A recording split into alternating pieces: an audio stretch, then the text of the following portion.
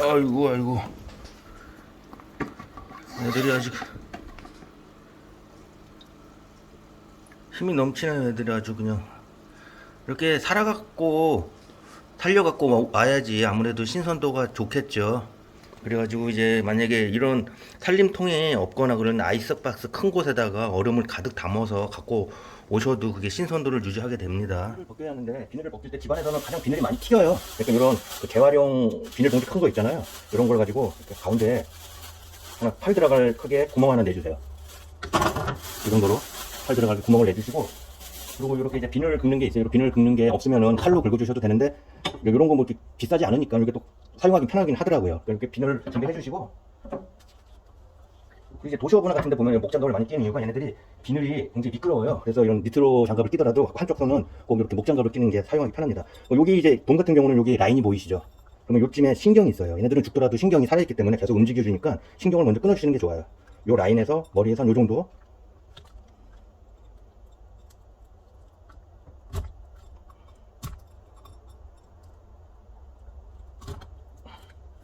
어차피 머리 자를 거니까 이 정도에서 먼저 신경을 끊어주세요. 그리고 반대쪽도 마찬가지로 이 라인에서 이쯤 나가지고 신경을 끊어주시면은 아무래도 손질하기가, 신경이 죽거든요. 그러면 손질하기 편합니다. 아까 잡았을 때 바늘이 있어요. 나중에 바늘 내장 손질할 때 바늘 굉장히 조심하셔야 돼요.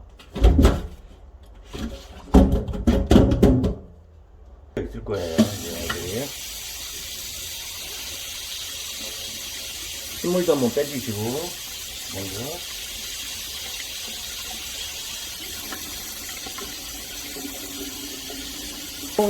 손에다 한 손을 넣고, 꼬리를 잡고 이런 식으로 해가지고, 비닐을 벗기시면은 아무래도 편해요.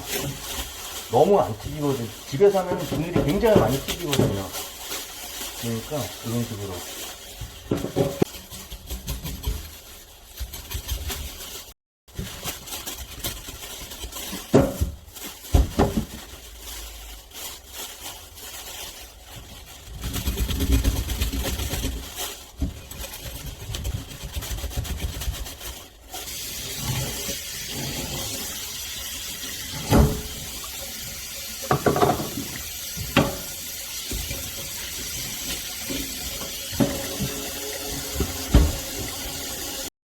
마무리.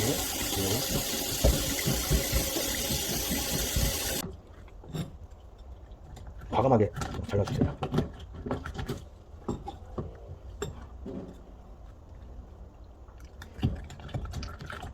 저 같은 경우는 머리를 안 먹기 때문에 머리는 버리거든요. 근데 매운탕 이제 드시는 분들 중에 머리를 또 좋아하시는 분들이 계시는데, 머리 드시는 분들은 요 내장도 만약에 제거하는 건 당연하지만 요 머리 쪽에 뇌가 있어요. 요 뇌도 여기 잘라가지고 요 뇌를 꼭 제거해 주셔야 돼요. 이제 냄새가 안 납니다.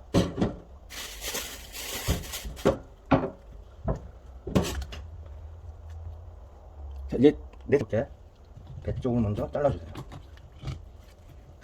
저도 뭐 회를 전문적으로 하는 사람도 아니고 그냥 낚시를 하면서 뭐 이제 어깨 너머로 배우고 그냥 관심을 갖게 돼서 이렇게 하는 거지. 못 썰어요. 그냥 손질 어느 정도 그냥 뭐라 그래요. 좀 굉장히 아마추어죠 그냥. 대신에 근데 어떨 때는 좀 많이 잡고 올 때 아깝더라고요. 그래서 직접 회를 손질하기로 했습니다. 이렇게 해가지고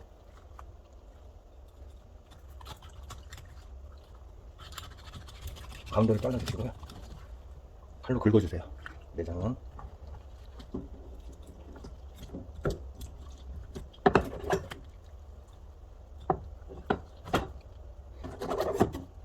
끝에 비늘로 있는 데 잘라주시고, 이렇게 이제 가운데 보면 여기 이제 핏기가 있잖아요. 이 핏기는 꼭 씻어주셔야 돼요. 이거 물로. 안 그러면 또 비린내가 나요.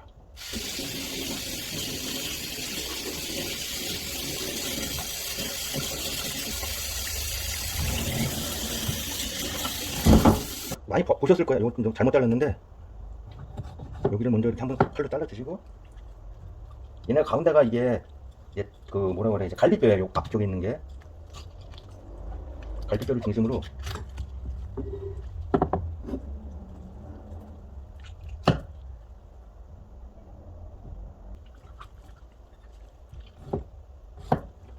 등부터, 아까 배를 잘랐고 이제 등부터 해가지고 약간 비스듬히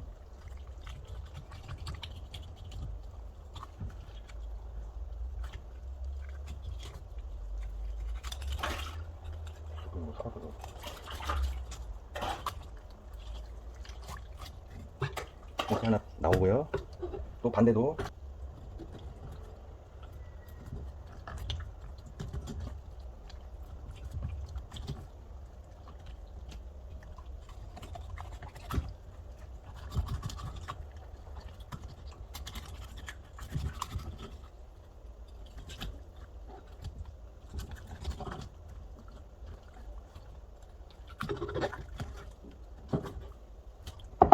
뼈에다 붙여가지고 했는데 살이 많이 남아있죠. 어쩔 수가 없어요. 뭐 아마추어니까.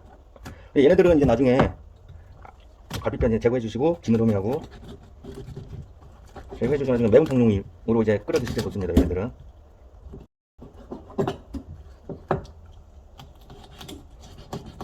갈비뼈는 잘못 먹으면 이빨이 찔릴 수가 있으니까 잘 제거해 주셔야 돼요.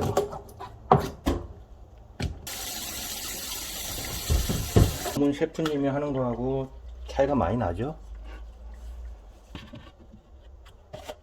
키친타올은 항상 준비해 주시고요. 먼저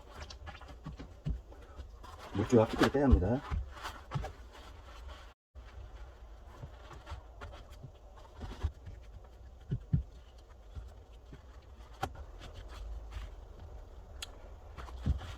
그 큰 놈인데 살이 많이 버려졌죠. 어쩔 수 없어요.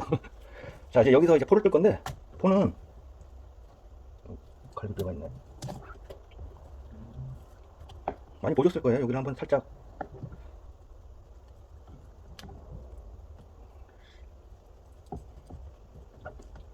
칼을 약간 눕혀주세요. 그리고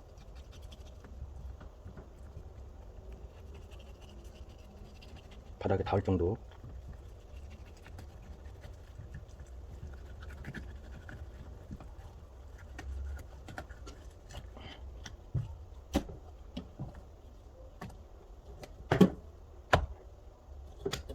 자, 이제 포는 됐습니다.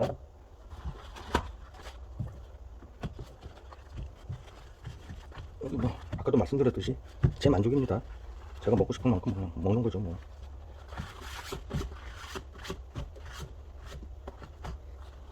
잘라주시고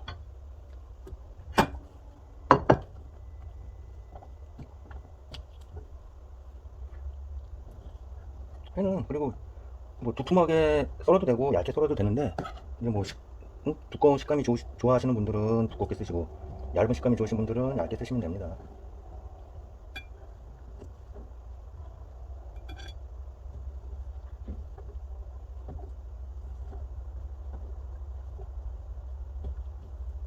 아, 모양이 진짜 요거밖에 안 나오네요. 근데 이거 저도 뭐 솔직히 많이 해보지는 않았어요. 지금 손질해보는 거 뭐 10번도 안 돼요. 이거 회 뜨는 것도 마찬가지고. 그러니까 이것도 아무래도 뭐 자주 해보면은 조금씩 실력이 늘겠죠. 하여튼 하는 방식은 비슷해요. 아까 지금 말씀드린 것처럼. 대신에 이제 하다 보면 이제 조금 더 칼도 얇게 쓰는 방법이나 또 뭔가 개인적인 노하우가 생길 거예요. 이제. 그러니까 오늘은 요 회하고 이제 또 한 마리는 그냥 손질만 해가지고 나중에 이제 손질만 해가지고 뭐 구이나 할 거예요. 그냥 한번 해볼게요. 비늘 벗기는 거. 살살 한다고 해도 비늘이 굉장히 많이 튀어요. 이렇게 가정에서 하면 막 사방팔방으로 튀기 때문에 아까같이 이렇게 비늘을 넣고 해주시는 게 좋아요. 너무 많이 튀어요. 사방. 나중에 청소하기도 힘들고.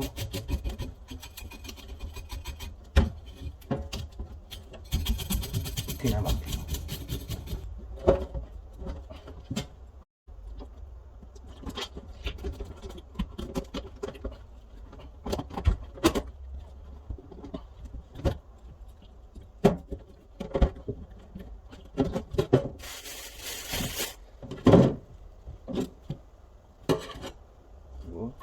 내장이요. 아까 같이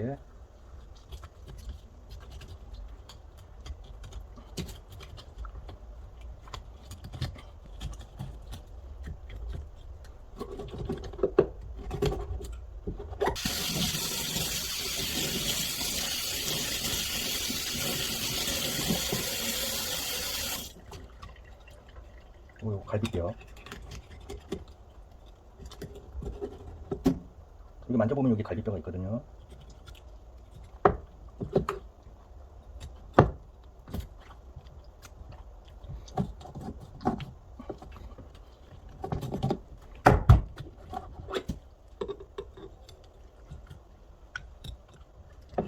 등지노름이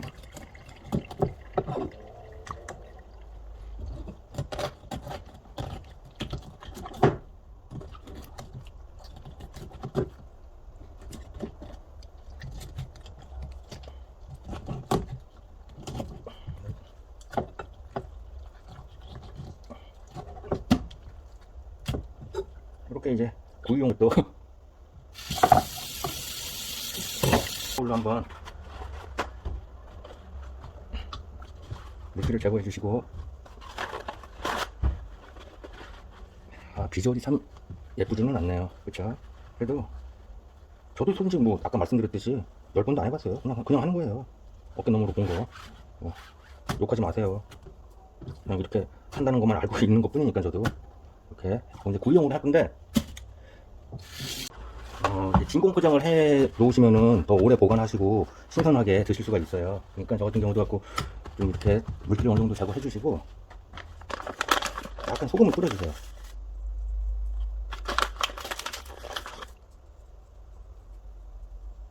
나중에 그래도 구이를 굽든 어떻게 하든 간이 약간 배니까 소금을 뿌려주시고,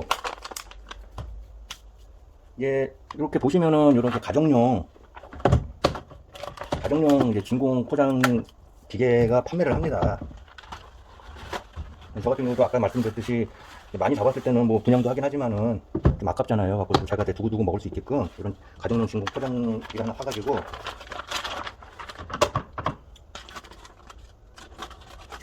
이런 진공 비닐도 같이 판매를 해요. 갖고 이렇게 아까 소금에 절인 손질한 거를 이렇게 넣어주세요. 그 다음에 이제 진공을 할 겁니다.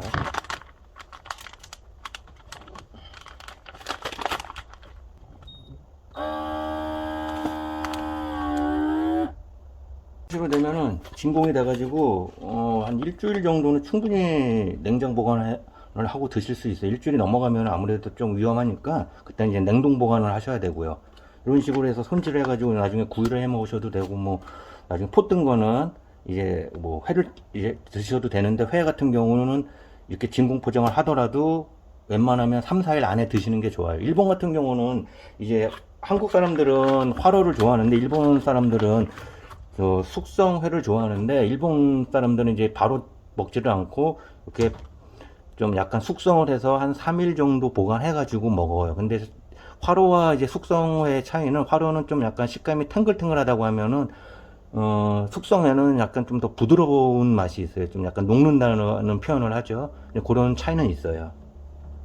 돔 손질하는 모습을 보여드렸는데요. 회도 마찬가지고, 이게 뭐 이제 처음 영상이고 처음 이게 보여드린 거였는데 나중에 갈수록 더 좋아지겠죠.